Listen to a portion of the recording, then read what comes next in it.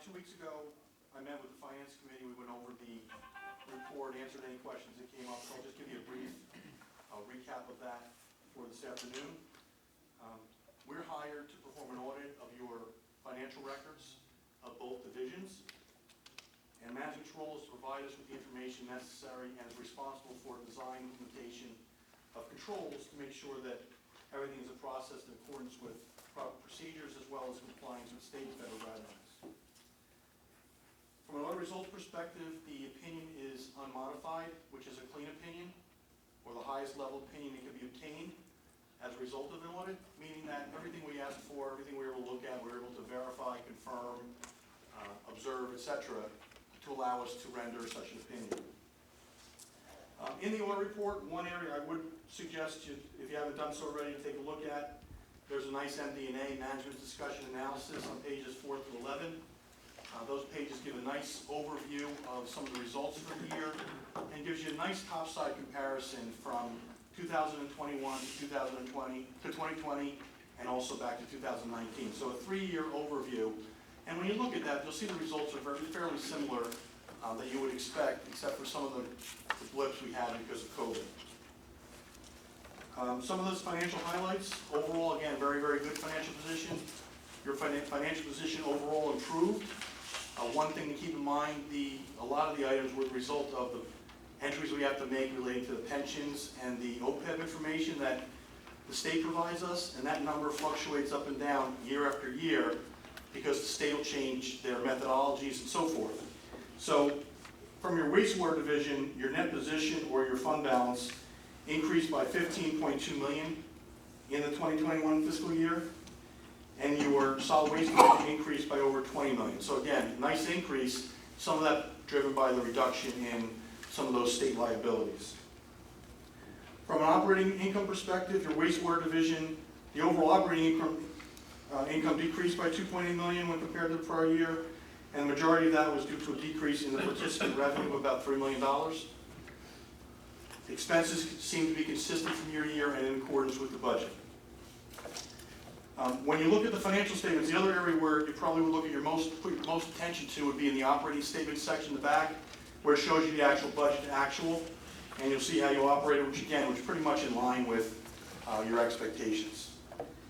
As part of the audit, we also spent a lot of time looking at your internal controls, and if we were able to find something that was a deficiency, we would report on that. And I'm happy to report that there were no internal control deficiencies we identified during the course of the audit. We also spent a lot of time looking at your grant programs. We've looked at FEMA in the past because that was such a large project for the stations. This year we looked at the capitalization grants and the Clean Water State Revolving Fund for the federal and state programs. And again, we did not find any exceptions or non-compliance with how those funds were expended.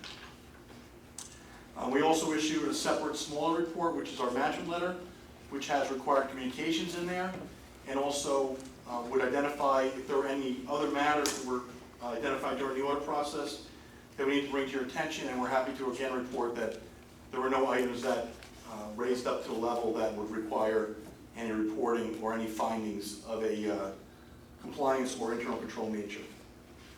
So again, overall, very, very good audit, very, very clean audit, clean opinion, and no deficiencies identified. So with that, I'm more than happy to open up to any questions you may have in regards to the presentation and reports that were submitted. Thank you.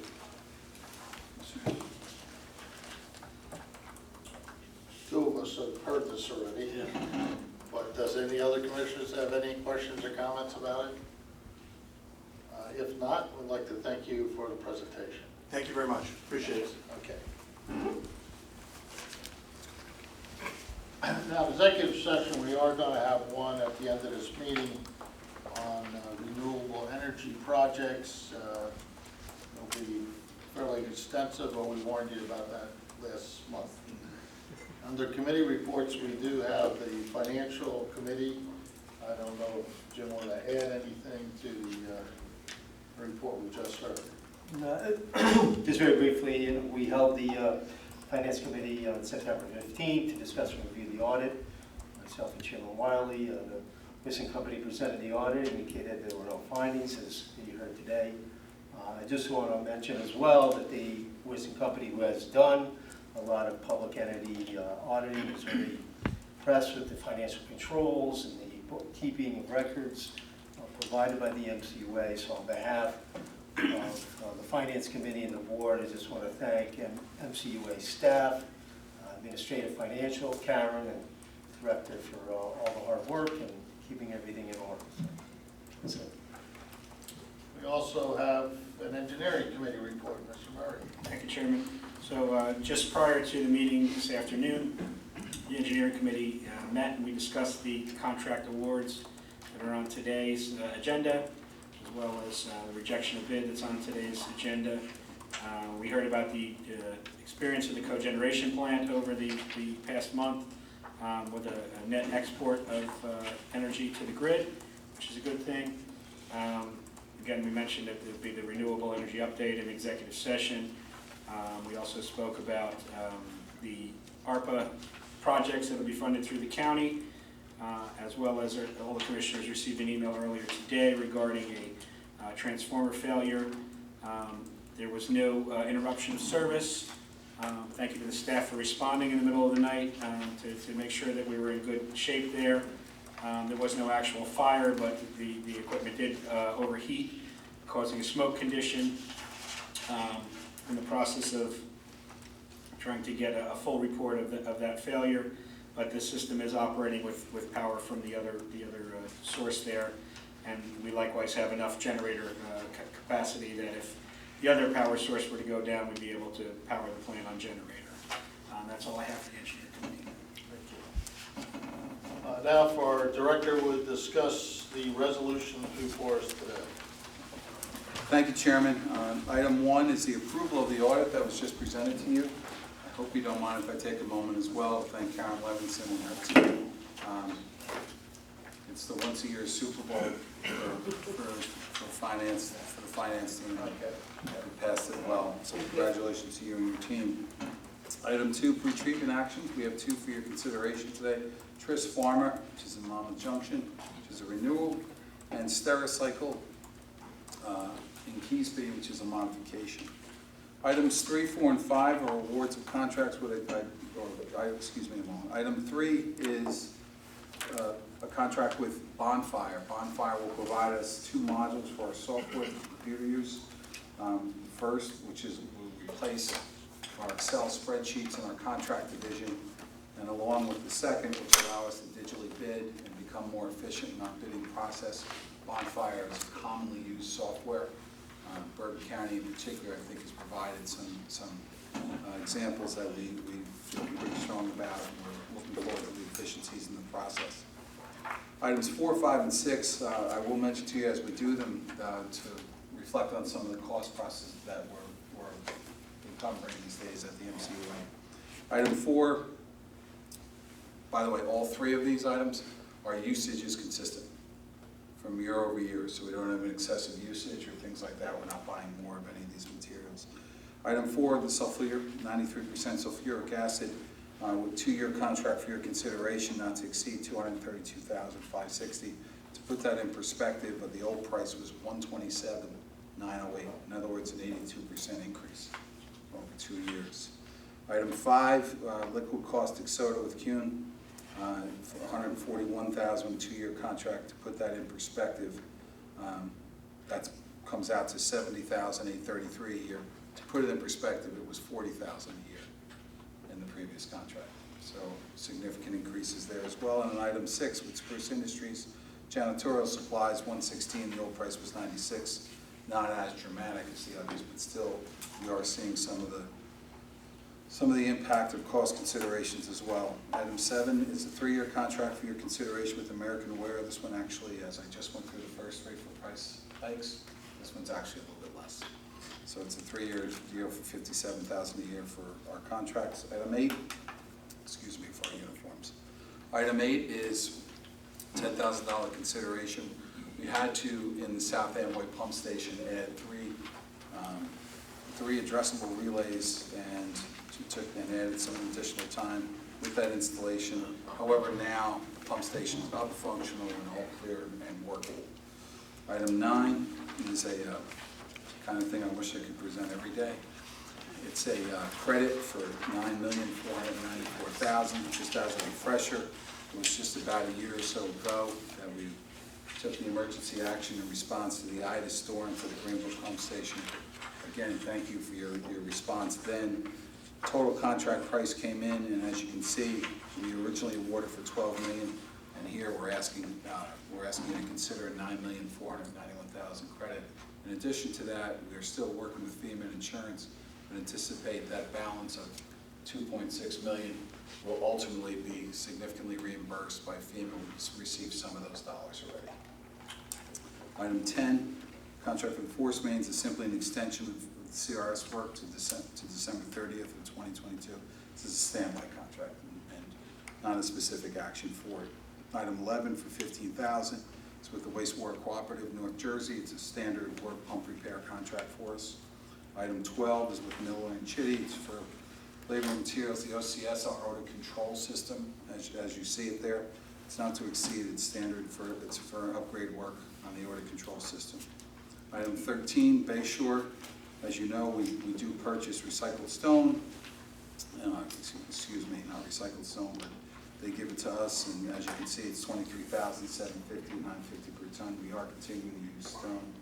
Item 14 is with French and Perillo, asking to do some miscellaneous. We've got a variety of small work at the landfill that we're looking for someone to pick up. And French and Perillo has got a long relationship with us. We're asking for your consideration for them to do that. Item 15 is a heavy equipment rental and operation. That's with Barbella. That's $62,000. That's a final cost profile in that contract for $375,000. Item 16 is, and 16 and 17 as discussed in the engineering committee. The operator of the cogen facility has we've gone through two public bids up on our website. They've been sole bid, but each time that bid has been deemed unsatisfactory and we've had to toss the bid. As a result of that, item 16, we're asking for you to reject those bids accordingly. It's only one bid. It's with NACE, the current contractor, the current operator. And item 17 is for a not to exceed $4.5 million, which is an exceptionally conservative estimate through the balance of 2022 as we go back out and rebid the operator portion of the cogen facility. And Chairman, that's my comments on the resolution. If there are any questions, I'd be happy to answer them.